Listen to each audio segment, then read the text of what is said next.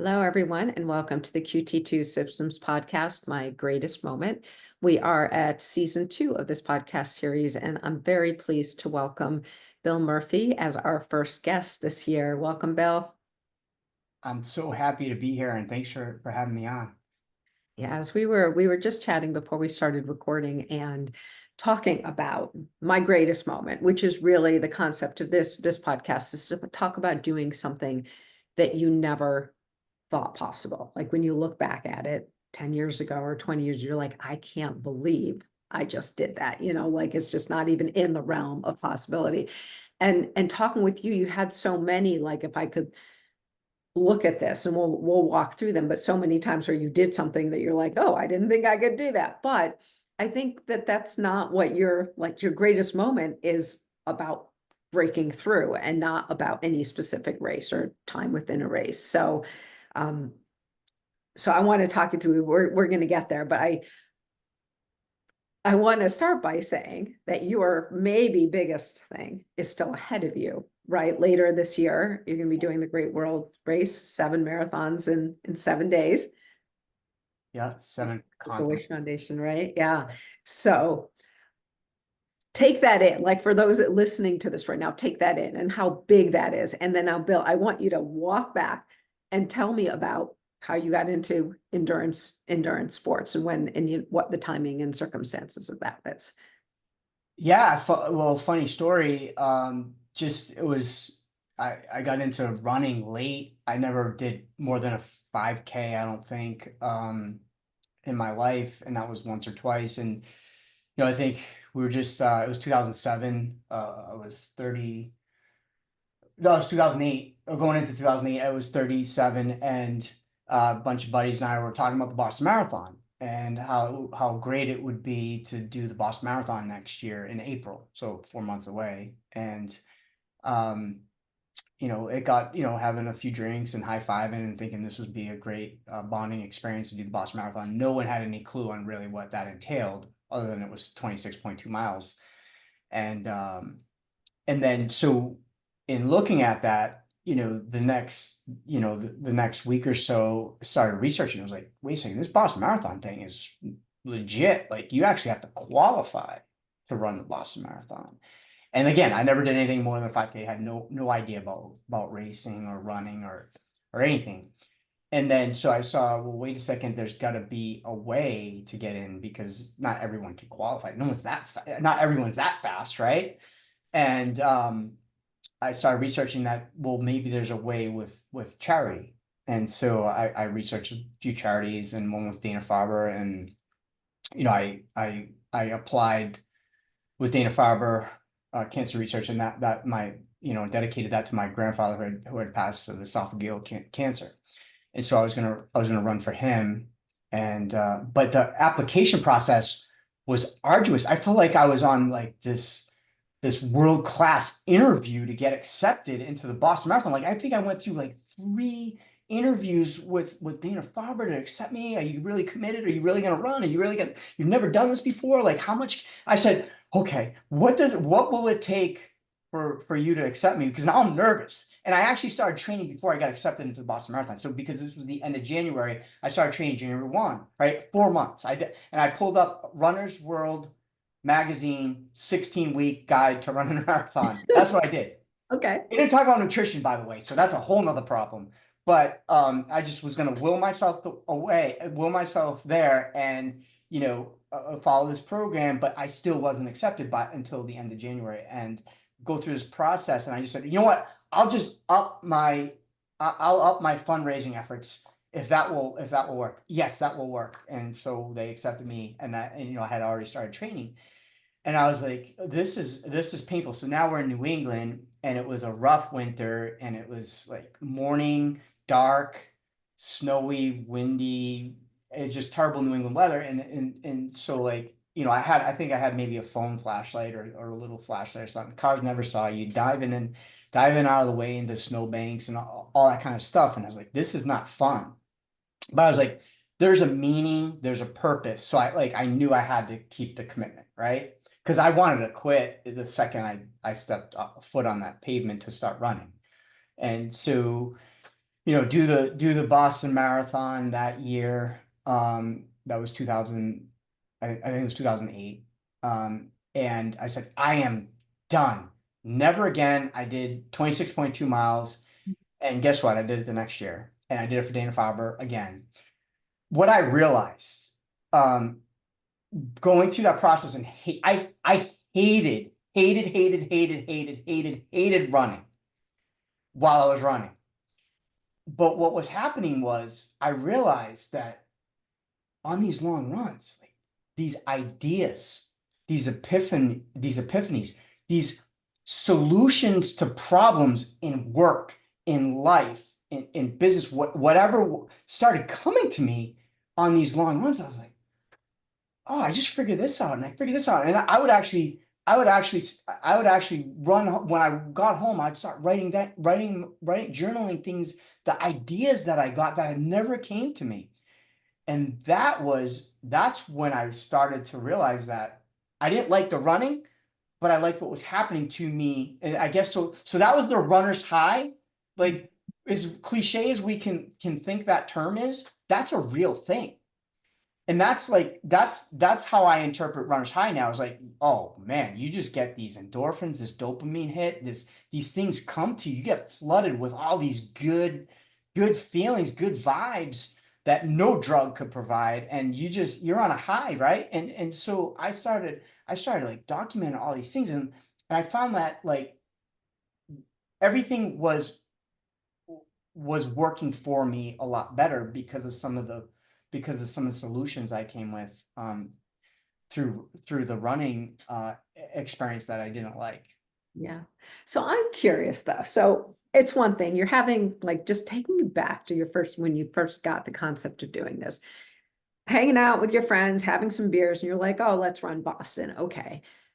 But once you decided it was something you wanted to do, like, you had to work really hard just to get yourself there. So it never, like, the idea of, oh, well, maybe I don't really want it. That never really entered your head.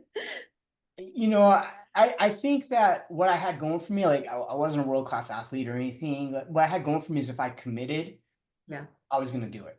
Right. So like there was no turning back. Like Yeah. quitting was not an option. So like, okay, if I work as hard as I possibly can, I can accomplish this. And again, that's the will. I'll will myself there. I had my 16-week program that I followed to a T, and I would never take a day off. Like I knew that I couldn't afford to take time off. You know what's really funny is a few people told me how bad Heartbreak Hill was. Mile 22, mile 23 in Boston. Like, this Heartbreak Hill is gonna kill you. So what I did was I was like, okay, so if this is that bad, then I need to find the steepest hill that I possibly can in my town. And I would run that, 2, 3 times a week, and I would run that hill, and it was like a mile and a quarter long, and I would run it, and I'd run it, and I'd run it, and I'd run it. And so when I was at like mile 20, my first marathon, when I was at like mile 24 or so, I said, where's Heartbreak Hill? I thought we were having Heartbreak Hill. Dude, we just passed it. I was like, oh, that wasn't that bad. Like again, I wasn't a speed demon or anything. But I went through I went through something that I thought was going to be way worse because I was prepared for something that was going to be almost insurmountable, and was training. I was making my training like game day every day, like the marathon day, thinking that's what I was doing. So, just it's like putting in the effort, and our effort based in training. Yeah. So, so quitting is not a choice, but you could pick something that was smaller than you picked, right? I mean, but you're setting these really lofty things, and that's where I want to go to your next. So you did a bunch of marathons, and then you're like, triathlon. So, okay. So tell me that. Tell me the story of how you decided to do your first triathlon. Yeah, it was. So I took a break. I didn't run a marathon for about 10 years or so. I was playing Park League football. I was coaching my kids in sports. I was doing a lot of like working out martial arts. I was doing a lot of other things. And then it was 2019, and I was like, you know what? I wanna raise some money for Make a Wish. I wanna do some endurance stuff and just give it a shot. And so like I I get again, I took the probably the enhanced version of Runner's World magazine 16-week training, and I really did this January 1, go out, and maybe it was January 2nd, but whatever, go out and train for that April, third week of April, Monday, Patriots Day in Boston. And so 2019, like I trained, but again, I wasn't into the nutrition. I didn't really pay attention to it. I didn't understand it. But before that race, I was just kind of in my head cocky. Like, listen, I've done this a few times. Like, I think it was 3 times. I'm gonna be okay. I'm gonna will myself to get there. And so, like, I was thinking maybe I could just do sub 4, no problem. Just will. And so in Boston, it was a rainy day. It was like 45, 50 degrees, and we're sitting around, and you have a lot of downtime if you ever do Boston. Like you get to the village and you just wait and wait and wait and wait and wait, because you have to get to the village early, right? I think that this year, I think there's like 36,000 people doing it. It's crazy, but sitting around, and so there's a few guys that we're talking to, and we're just all talking. And one guy was an ultra marathon, and he was from Colorado. I think he had just done Leadville, and I think it's 135 miles, right, trail run. And I actually could not even believe that it's more than a marathon on top of 100 miles. I was like, that's incredible. And then another guy from Canada was talking about, like, I think we had one cold day that was pretty miserable out, and they said don't go out and train in this. And he was from Canada, and he was talking about how every day was that day, and he had to wear these spikes to get his training in. And I was like, these guys are doing something incredible. And so, like, I thought I was preparing for something, and these guys were way prepared, and their mindset was, that's one thing I noticed was their mindset. They were so dialed in, and the can-do attitude, and they were humble too. And another guy was talking about his marathons, and he was it was April, so he's running the Boston Marathon to get his endurance up for the upcoming Ironman season. So I'm like, an Ironman? Like, isn't that like a 2 mile swim, 2.4 mile swim? And don't you do like 100 miles on a bike? You do 112 miles on a bike. And then you run a whole marathon after that? Like, is that even physically possible? Like, I actually asked that question. I was like, I don't understand how you could do that. Like, the marathon's one thing, but like to physically do that. So I'm doing this. So now a race starts, and I'm running. I'm coasting the first 12 miles. I think I'm gonna PR it, and the weather just turns. It's New England weather, and I think it's sunny, sun beating down, and turns rainy and cold and windy, and everything goes to hell in a handbasket. And like I avoided my nutrition like I always do, because when I wanted a drink, I take a drink. When gels, I didn't want to try a gel, so I wouldn't do anything like that. Maybe a banana here and there, but mile 18, 19, like I started cramping up, jelly legs, and I'm like every 2/10 of a mile I had to walk. So I was getting really upset with myself. My mind said go, go, go, go, go, because that was the whole will thing. I'm gonna will myself to get there. But my legs were like, screw you, dude. You need to take a nap, man. And so I was so mad at myself. I'm thinking about the conversation prior to the race, and how these guys all did things. And I was like, you know what? That's incredible. Anything is possible if, we prepare and put our mind to it. Not just put your mind to it, but prepare. So I kind of thought about, I was so intrigued by the Ironman stories. Like, you know what? I got to try this Ironman thing. So I finally finished the Boston marathon that day. I think it was like 4:20 or somewhere around there. And I was just secretly thinking to myself about that Ironman. I remember I went home, and I think I Googled, Ironman and how to train and do all sorts of stuff. Runner's World didn't have anything, so I realized that I had to get actually a coach. So I started, looking up forums and looking up some various things, and like everyone's saying, 6 months with no experience, you really shouldn't do that. There's not enough time, and I'm getting all these no's. And then finally, a couple of days later, I found a coach, and it got to the point where, I wasn't swimming, and I hadn't swum in 30 years, and I didn't have a bike. But I said, oh yeah, I told the coach I knew, who had just done a couple Ironmans, and she was certified to coach, and I said, yeah, I'm getting a bike, and I'm starting to dabble in the water again. which I knew that I probably needed to say for her to accept me.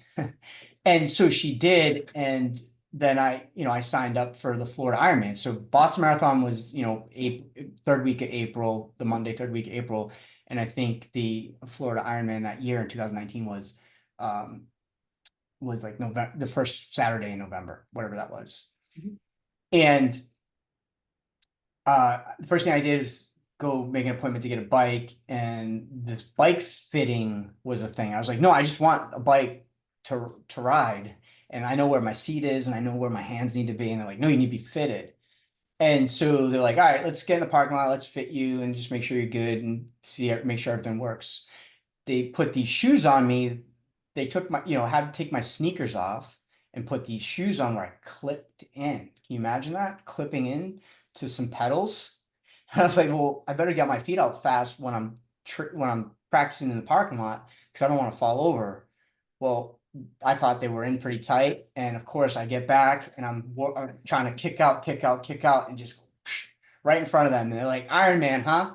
I was like, give me my bike, shut up, I'm out of here. And I fell quite a few times in traffic doing the same thing. So embarrassing. We want to talk about not quitting.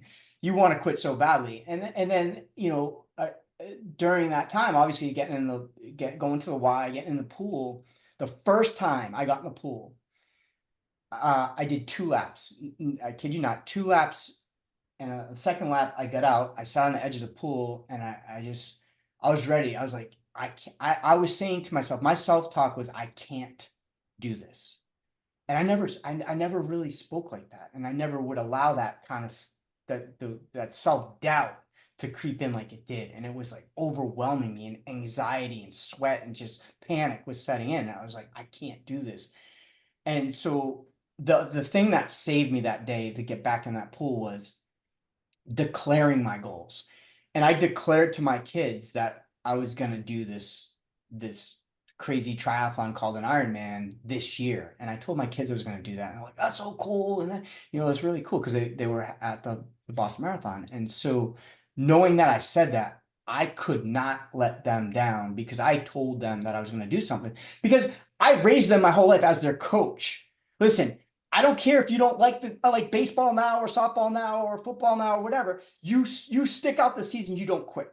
We don't quit. We don't sign up and quit. And so I would never ever be able to live with myself if I told my kids I was going to do something and quit. All these years I was a fraud. No way. So that motivation, that purpose, that why kept me going the whole 6 months of training.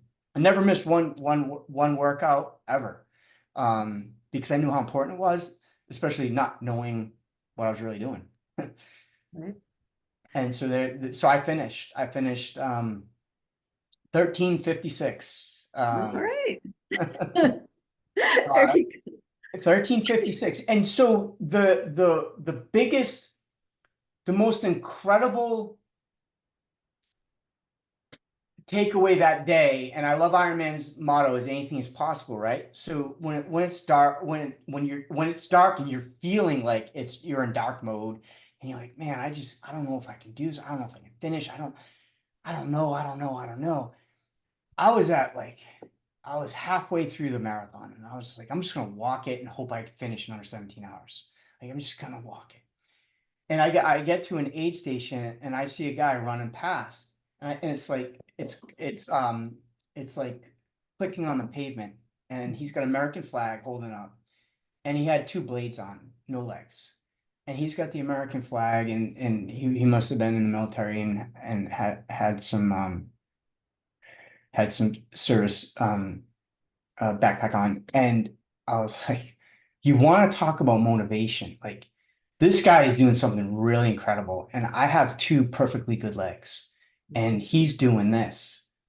So it's time to start running. There's no walking, and it was probably run, hobble, walk, but like that just gave me such a second wind, new inspiration and motivation, and that anything is possible. Like I would never forget that motto. Anything is possible because it's so true. Anything is possible, and we are capable of way more than we ever thought possible. Yeah, that's for sure. I mean, so you've done all these things and you keep like finding new challenges, but at some, I mean, from when we were talking before, at some point it became about more than testing your limits, right? And so talk to me a little bit about how that transformation came about. Yeah, yeah. Well, it's still to this day about pushing through limits, and that's where some of the endurance, ultra marathons where again the self-doubt overwhelms me, and I always feel inferior, just seeing the people that do it, and I have to like over prepare to say to myself like I can hang and at least com compete at my level to get this done. Yes, it's not going to be world class, and it's not going to be, I'm not going to, there's not going to be any record set here, but it's going to be, I'm going to push my limits to get to the finish line. And like, again, the quitting is not an option. So like, if we say we're going to do it, we're going to do it. Unless you're incredibly injured, I believe in pivoting, but not quitting. So whatever it takes, Mhm. we're gonna get there. Like you just did your your world champion Ironman, and you pivoted on the marathon, and kudos to you on an incredible finish. And so like you didn't quit, and you had your why, you had your meaning. So I think if we identify our biggest meaning, our biggest why within ourselves, we're competing with ourselves, and we don't have to worry about everybody else, what Mhm. everyone else is doing. Like I'm a big scoreboard watcher, like in business and some other things. Like I'm very competitive, but like I learned to let some of that go and not be so prideful about it, where I can just compete within Mhm. and break my own limits and break through some of my own barriers. And the learning, the life lessons that you learn by doing that, it just helps you in all areas of your life. And so another reason that I never quit is like I try to attach a lot of these things that we do to various charities. And so when we commit to some of these races, when we commit to some of these things, I'll say, you know what, my why is these three things and this charity. So like I know that if the first two don't work out, then I have that charity why to hold on to. Um, I don't know if you know this, Reem, but one of the marathons I did was a virtual Boston Marathon, and I was 60 days out. It was during COVID. It was 2021 or 22. I was 60 days out, and I was walking down my stairs, and I was texting and walking at 5 a.m. in the morning in the dark, which I don't recommend doing, and I missed the two bottom stairs. Oof. And I was actually texting my daughter because she was on a dentist appointment, and I just want to wish her good luck. I missed two bottom stairs, and when I hit my the the pain just ran right up my thigh. I actually thought I broke my leg. And so I'm rolling around on the floor in just white hot seething pain, blackout pain almost, right? And just like crawling because I couldn't even get up. I couldn't even get up. And then I touched my leg, and it was like the top of my thigh was squishy. And I was like, well, that's not, is that a bone? Because bones aren't squishy. And so I tore my quad, Yeah. and 60 days out from the Boston Marathon. I go to the hospital, and they're like, we need to do surgery right away. So they did surgery the next day. And then, my friends and family and Make-A-Wish, who I was running the marathon for virtually, sends a condolence email or, well-wishing email, and just like, hey, sorry, we'll try to save your registration for next year, and you can run first next year. We'll put you in Boston Marathon next year. And maybe it was the pain meds or the drugs, but I immediately shot back in an email like, hold on, I'm going to figure out a way to do this marathon. And I don't know how, I don't know where, I don't know what. And so that year that they moved the Boston Marathon to October. So it's Right. never been moved. It was always April, and it's never moved. And it was virtual. So you could actually do a Boston Marathon. So we start applying with the BAA, Boston Athletic Association, to get accepted with crutches. And they're like, no freaking way. This is a liability. You can't do this on crutches. And they're like, well, all right, what about virtually? So we start that. So I I'm like, okay, now I'm not going to sit around and feel bad for myself that I just got hurt. I have a purpose and a meaning and a why. And what my why was, when they would ask me like, why do you want to do this? What do you got to prove? 60 days out, you just blew out your leg. No one's going to blame you for not running this year for Make-A-Wish. And I said, listen, these kids that are diagnosed with this critical illness, they don't have a choice Yeah. but to compete, but to keep going, but to keep, fighting, to fight. Why am I any different? If I can do it somehow, some way, I will. And so like a day or two later, I start training around my pool with my dog and crutches. And so when I timed myself the first day I went around that pool on crutches, I was gonna do the marathon virtually in like 24 hours. Okay. It was the most painful, arduous, tedious, mind-blowing task that I ever did. The chafing, the bloody hands and the scowl, everything was just like, oh no, what did I do and what did I say? So I declared it. I said I was going to do it. Well, I got a nice set of crutches, which helped me. I got a better brace, which helped me. Then I start moving a lot better, a lot faster. I'm really training. I'm going to the parks on the weekends and just training around the track. And I must have looked like a psycho because I was always there going around the track at little kids soccer games that were going on throughout the day. And I must have thought like, hey, there's some crazy dude down here at the little kids soccer games going around for 3 hours. What's he doing on crutches for so long? So that was my training. And we did it virtually at my alma mater, Worcester State University. We did the marathon on crutches 60 days after I tore my quad. And fun fact was we were like the CEO of Make-A-Wish was actually with me. He's like, hey, you're like 6 minutes off a world record on crutches. Really? Yeah, so like we did it in like 6 hours, 17 minutes on crutches, unofficial. I think it was an unofficial record, um, but I will tell this is what happened. And all these people, all these supporters going around with me. And the last 3 miles, I had a Make-A-Wish recipient, and she was very healthy. She had pancreatitis and in high school, and so she was a senior, and she was an ambassador for Make-A-Wish. And she comes out, and she's with me, and we're one-on-one, and it's just like everyone had done their laps with me, and we're just going, and we're talking. And she's like, I can't believe you're doing this. It's so inspirational. You're on crutches doing a marathon. This is great. And she's like, just talking me up, and just like I feel like I'm not even really working with this young girl. And I was like, you're the inspiration, you're the reason that I'm doing this. This is so cool. Like we're back and forth, and next thing you know, we finish. And later on that night I look at my time. My fastest time in that 26.2 crutched marathon was the last 3 miles with my Make-A-Wish friend. How is that cool, right? It's so cool. I mean, it's People just, can carry you. yeah. People can carry you. And so I want to take that.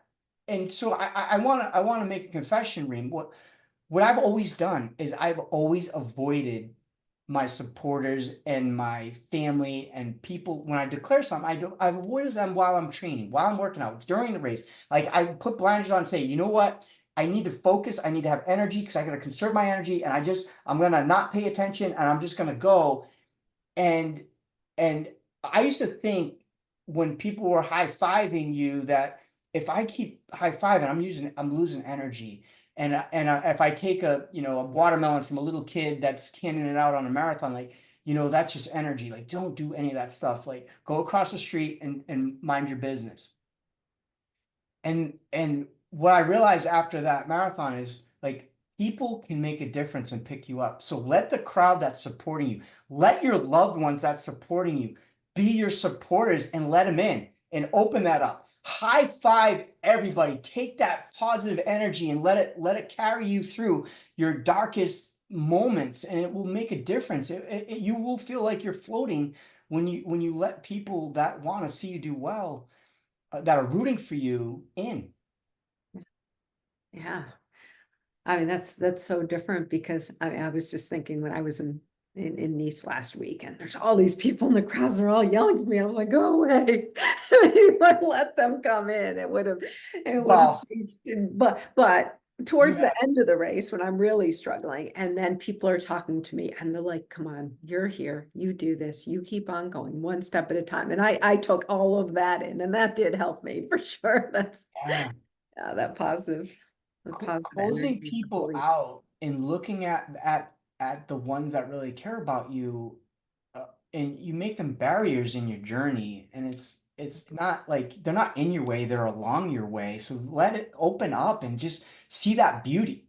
Like now when I run or do these, Coach Hillary will say to me all the time, like, you get to do this. We get to do this. Like, so like when I ever hear her in my head, like I'm looking around, like I'm in a different state, a different place, different, and I'm like enjoying as much as like, you're on mile 80 of the windy, the 40-mile-an-hour crosswinds of the bike, you're like still looking around like, that's freaking cool. Or look at that deer, look at all those deer over there, or look at this, or look at that, gorgeous scenery, or whatever it is. And you can take that stuff in. When you put your head down and have the blinders on and you don't want to take that in. Listen, that used to be my thing, and I used to think that was just energy taking, but now I think it just gives you momentum to keep going. And again, if you're world class and you need to put your head down and not pay attention to anything, like, so be it. That's not where I'm going with this. I need to start to let people in because I closed people off before. So, Boston Marathon, virtual Boston Marathon with Make-A-Wish Foundation, and you've continued to work with Make-A-Wish over the years, right? So, tell me now, we've talked getting into endurance sports, marathons, Ironman events. Then you're next, I mean, now recently you've gotten into the ultra marathons, right? So how did you start going in that direction? Yeah, again, that was the limit pushing. Like, what can we do? How is that? Like, I still didn't think that was, I could do a step more than 26.2 miles in my life. Even on top of the Ironman, it was just like, oh man, that's a lot. I'm not really a great runner. You've even helped me like with my running, with your video analysis and everything, getting my feet off the ground. So it's like, all right, I need to improve. I need to improve my running. And so in order to do some of these things, I need to be a better runner. So like totally immersing myself into what I needed to do. And it was about pushing limits. And so I did my first ultra last year. It's called the Sun Up Sundown. It was qualifying race for the Anchor Down Ultra, which was a 24-hour race in Rhode Island. And the Sun Up Sundown was like 40 miles we did in 12 hours. And then, the Anchor Down was the 24-hour race. And I had two goals. And the goal was, so it was 6, 12, and 24 hours. And so my goal was I got to get 24 hours done because that's me just competing with myself, not no one else. And then I said a nice goal behind that would be 100 miles. Well, I fell way short of the 100 miles, but I did do the 24 hours, and the weather was crazy. I got up to almost 90 degrees, and Coach Hillary was wonderful, and she ran the back half of that with me to keep me going. But um, I fell short because I didn't know what to expect on the mileage. So it Mhm. was rainy. It was a lot of people dropped out of the 24-hour. More than half dropped out of the 24 hours because there was so many injuries with the rain. Um, people falling down and getting hurt and banging up their legs and ankles, and there was quite a few people that got pretty banged up. And so like to hang in there and finish 24 hours, yes, I wasn't thrilled with my mileage. I think we ended up at 71 or so. When you have a goal, a lot higher than that. But I knew at that point that I just needed to stick it out. And that was where quitting's not an option. My family came for the last couple hours and it was like, I need to keep going. And so like if you don't let those emotions that want to overtake you because your body's hurting, and you can find a reason why to keep you going. And like I wasn't gonna stop with my family there. They got to do the last 2-mile loop with me, which is so cool. And like that, you want to talk about greatest moments, like, wow, you know, on the 23rd hour of a 24-hour race, your family and friends, you know, some of your friends and your coach get to do it with you. It's just like, that's so cool. And that's where you let people in, you know, and like that was probably the easiest couple miles, you know, in that 24-hour race.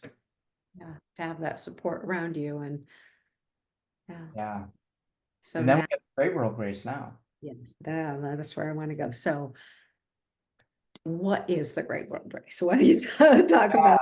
Yeah, it's 7 marathons, 7 continents, 7 days. And it's in no it's in a couple months, November, and we start in Antarctica. And um didn't even know that was a thing. I didn't know, I thought it was just penguins, not people, that were in Antarctica, but it's actually a thing. You can do it. And so I was actually just listening to a podcast on the Great World Race, and they're doing the race course. It's off the airstrip where we fly in. It's Fangs, Antarctica. And off the airstrip, what they have to do is they have to get equipment for the crevasses, which are breaks in the glacier. And if they get snow covered, you could fall through and go way down and probably never be heard from again, or break a lot of bones or whatever. And so they have to scout for the crevasses as they do this, as they do the course. I thought that was, I don't want to say pretty cool, but interesting. I'm really glad that they're doing that. But cool if you don't, you know, as long as we don't step on any. And then, you know, it's just like you have to wear goggles and you have to, just because of the sun glare you have a lot of sunblock for the because of the glare off the snow is like blinding. And I was like, oh, that's pretty interesting. So it's so cool. And that's where we start and go around the world. All seven right, days. 7 days. So how do you get from race to race? Yeah, charter plane, and we start in we all meet in Cape Town, South Africa. And we'll go there for a few days and kind of get acclimated to you know, what we need to do for the race and logistics and all that other stuff. Then we leave for Antarctica, go back to Cape Town, we run there. Then we go to Australia, and then over to Istanbul. Now, Istanbul is Asia and Europe. So we get two races there, back-to-back days, and that's where we stay that one time. Over to South America, Cartagena, and then finish up in Miami, and all in 7 days.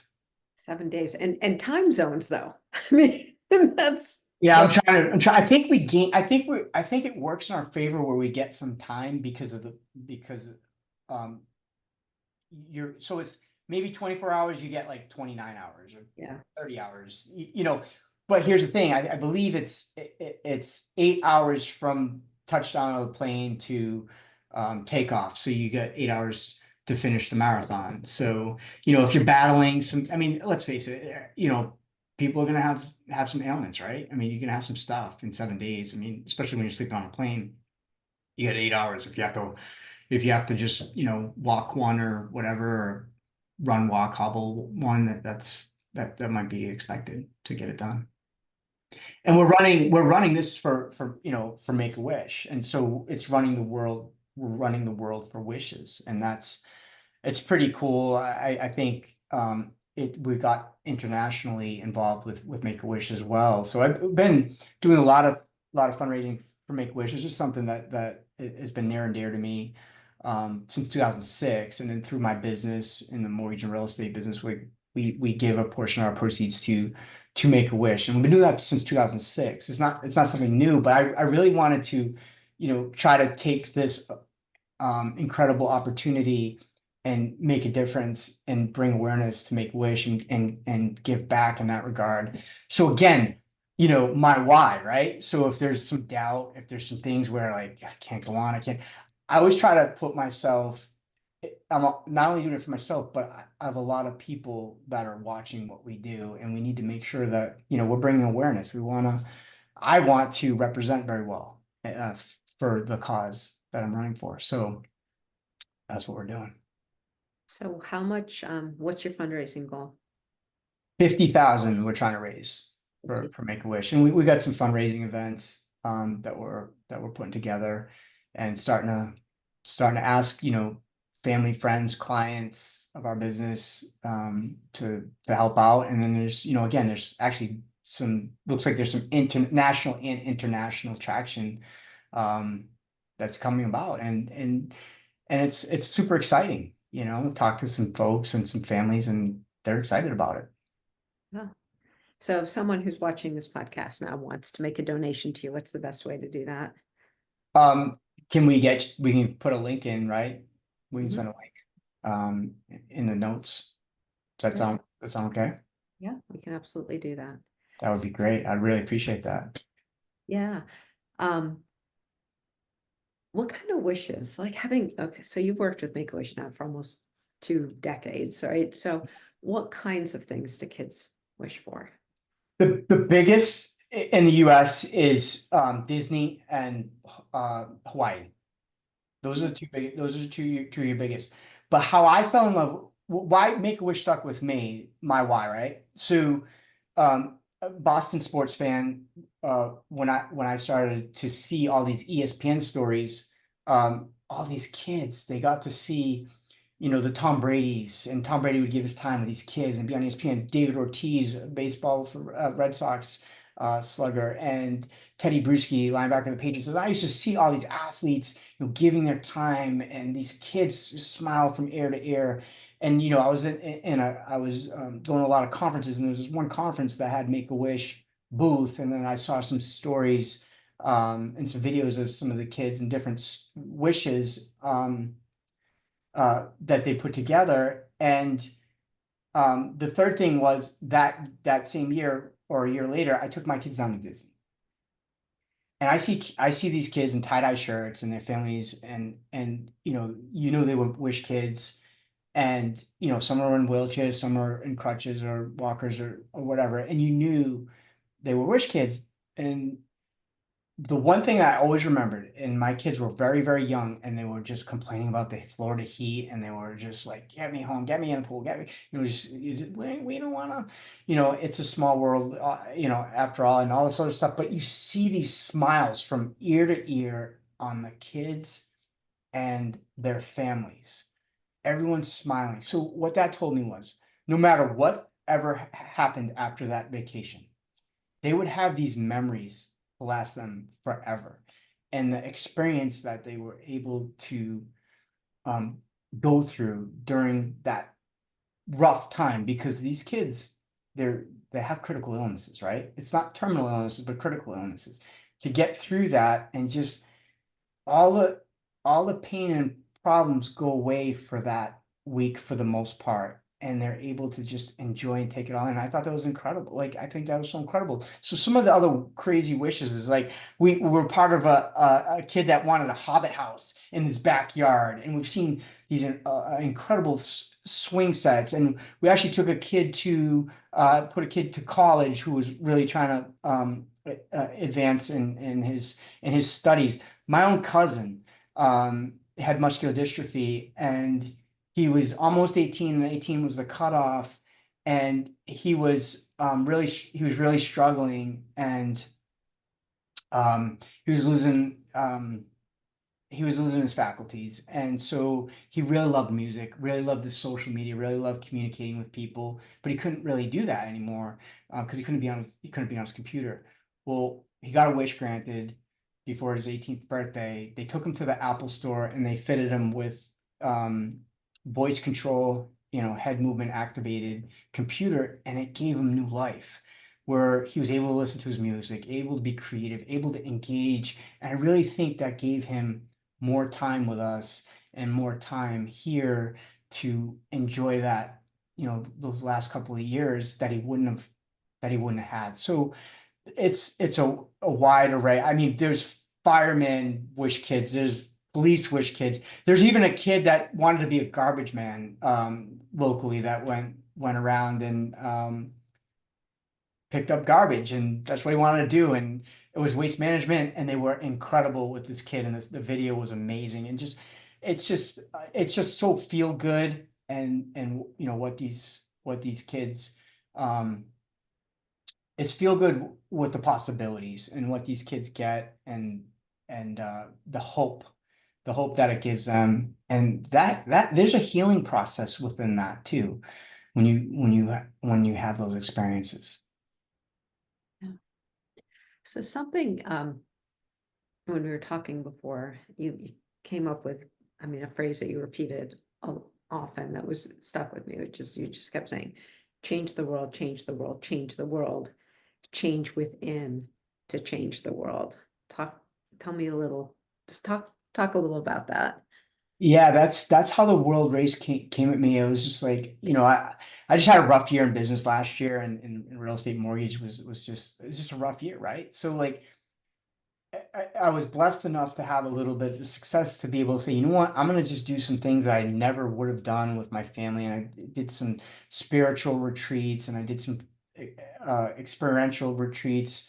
And the theme that seemed to be with my family, when I wouldn't have ever had spent that time with them, and it was just incredible bonding with my sister, my mom, my son, my kids, my daughters. And the thing that just kept coming at me was every retreat that we went on, or every experience, it just had this change the world, change the world, like change the world, like do better.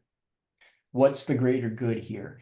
And then I kept thinking, like, okay, if we're gonna change the world, we're gonna change within, right? Because you can't go change something without changing first, right? So like I'm thinking about how I could be better, and how I could be, and I'm recognizing, when I talk to you about the journey, like I never ever opened my eyes to that before, and that was a process. And so the changing of the world is like, all right, let's do this world race and run the world for wishes, to bring awareness, to bring some,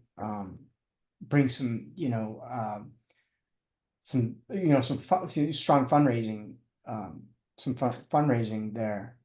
And so I actually was talking to a, a high school class last year, when they graduated, and I was talking about how, like, I was mentored, and it made a difference for me.